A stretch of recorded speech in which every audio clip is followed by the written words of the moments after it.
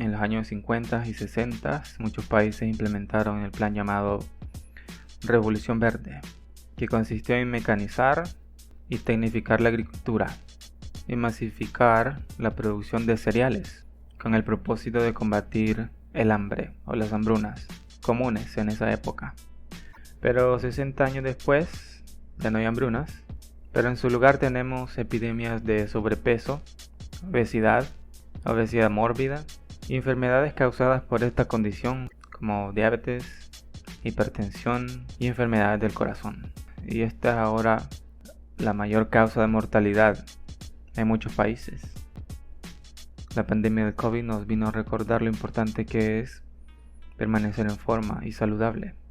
La mayor parte de víctimas mortales del virus sufrían de estas enfermedades cardiovasculares, que ya incluso antes de la pandemia representaban una carga enorme para los sistemas de salud.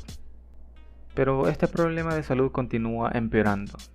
Los índices de obesidad continúan escalando. Por ejemplo, en el último año que hemos permanecido confinados en nuestros hogares, esto parece haber acelerado la epidemia de obesidad.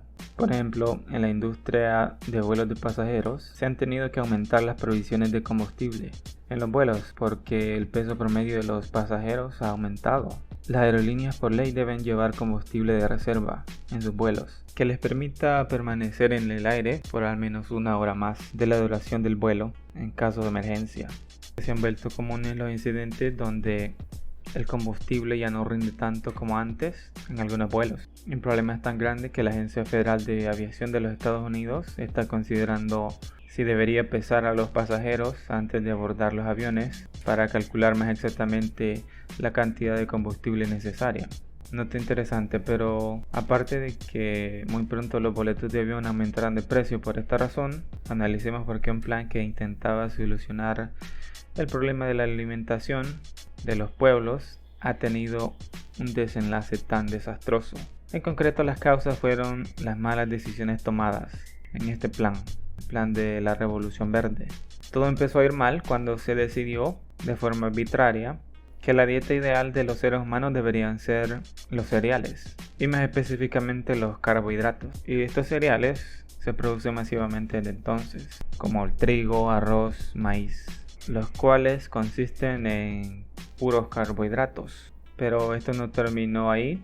Los ingenieros de este plan también decidieron que deberían reeducar a las personas e indoctrinarlas a través de propaganda masiva para que cambiaran sus dietas para consumir más carbohidratos que antes. Y por los últimos 50 años se nos ha indoctrinado que los alimentos con grasas y proteínas son malos para nuestra salud.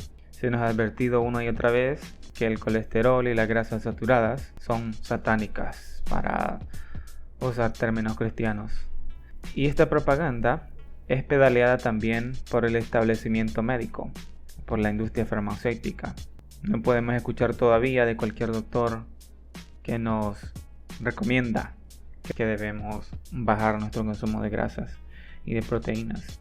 Pero cada vez esta farsa es más débil y cada vez se cae a pedazos. Porque hemos pasado los últimos 50 años alimentándonos mayoritariamente con carbohidratos y las enfermedades cardiovasculares no se han controlado, no se han reducido, sino por lo contrario, ahora son la mayor causa de mortalidad en la mayoría de países. Cosas como derrames cerebrales y ataques al corazón, diabetes, etc. son las mayores causas de muerte. Ahora, ¿por qué los carbohidratos provocan sobrepeso y obesidad? Esto se debe a que los carbohidratos estimulan el apetito, especialmente el azúcar. Y para hacer las cosas peor, por décadas también se nos ha dicho que el problema de obesidad es responsabilidad del individuo, porque nosotros comemos demasiado y que todo se solucionaría si no comiéramos tanto. Pero ahora se sabe que el problema no es el individuo, sino la dieta alta en carbohidratos, que se nos ha recomendado una y otra vez. El cuerpo humano evolucionó para entrar en modo de almacenamiento de energía, cuando en el ambiente hay abundancia de carbohidratos, para ganar de peso y sobrevivir durante el invierno o las temporadas secas. Esto era necesario en la prehistoria Pero en la era moderna, los carbohidratos están disponibles 365 días al año y 24 horas al día. Fíjense en los pasillos de los supermercados. Hay pasillos llenos de soda y otras bebidas azucaradas hasta donde alcanza la vista.